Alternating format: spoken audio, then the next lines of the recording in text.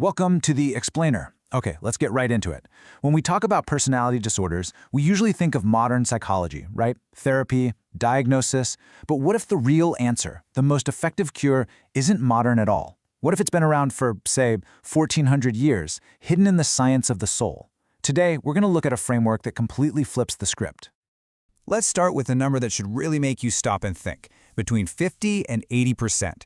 That's the percentage of the prison population estimated to have a personality disorder. Just let that sink in.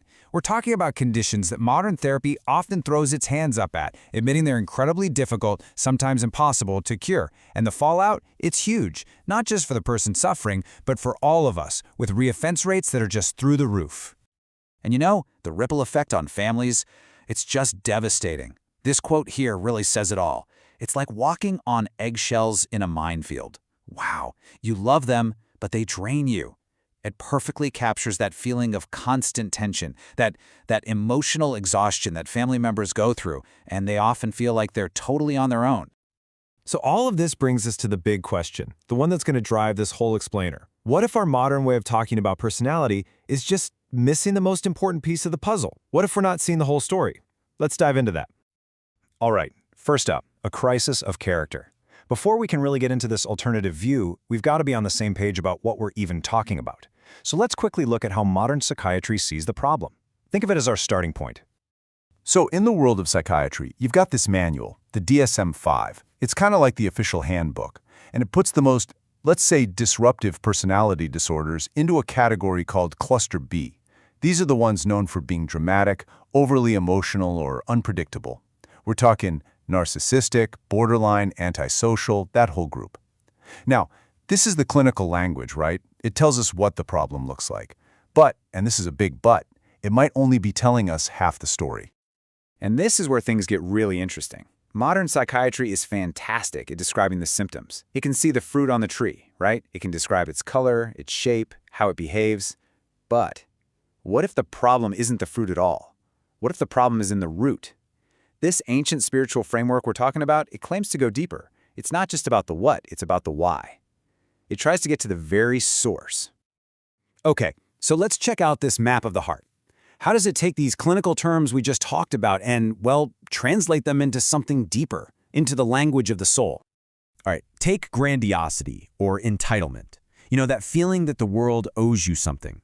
In this spiritual map, that's called kibr, which translates to arrogance. But it's not just regular arrogance. It's a deep, spiritual arrogance. It's this fundamental refusal to see yourself as a servant to anything or anyone beyond your own ego. The world revolves around you, and everyone else is just here to serve your needs. Then you've got lack of empathy. This is a huge one in these disorders. The spiritual term for this is ghafla, or heedlessness, and it's not just about not caring. The idea here is that the heart is covered in a thick layer of, well, spiritual rust. It's like the sensors that are supposed to pick up on other people's pain have just gone dead. And what about manipulation and deceit? In this framework, that's nifaq, or hypocrisy. Think of it as a shattered soul. The person is wearing a mask, not just to fool other people, but to get ahead, to gain power. And in doing that, they lose touch with who they really are. There's just this empty space left inside. Okay, so we've got this new vocabulary, right? Kibr, ghafla, nifaq. But you might be thinking, so what? Does it really matter if we call it grandiosity or kibr? Does changing the word actually change anything on the ground? It's a fair question. Well, here's why it matters. It matters because you can't fix the fruit by ignoring the root. Simple as that. If the real issue is a spiritual disease deep down, then just trying to manage the symptoms on the surface is, well, it's a losing battle. It's like snipping off a few bad leaves from a plant when the root itself is rotten. The problem is just going to keep coming back, again and again. So this isn't just about a new way to diagnose the problem, it's about a whole new way to think about the cure. This leads us to the soul's cure, purification. If the problem is in the root, how in the world do you go about healing it? The answer in this framework is a process called tazkiyah, which means purification. And the absolute key thing to understand about it is that it's a path of action. It's not talk therapy. You don't think your way back to health. You have to act your way back. We're talking about things like genuinely serving other people, engaging in worship that forces you to be humble, and taking a hard, honest look at your own ego day in and day out. And this is really important. This whole approach isn't just about the person with the disorder. It gives a real practical lifeline to the families, the people who are living in the middle of the storm and dealing with all the collateral damage. So let's look at that. A protocol for families.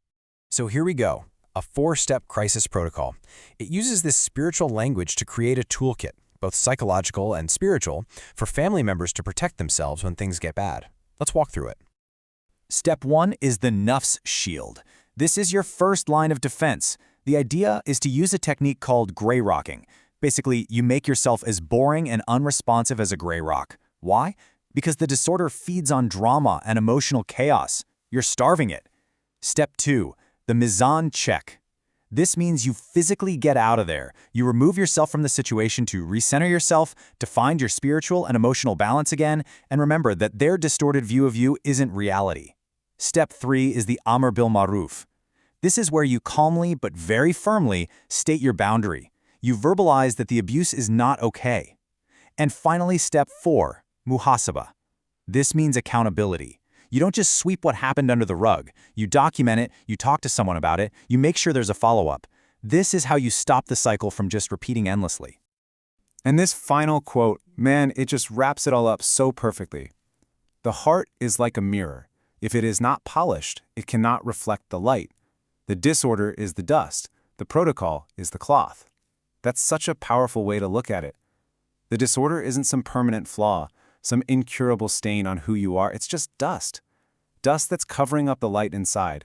And with the right actions, with that purifying protocol, that dust can be wiped away so that light can finally shine through.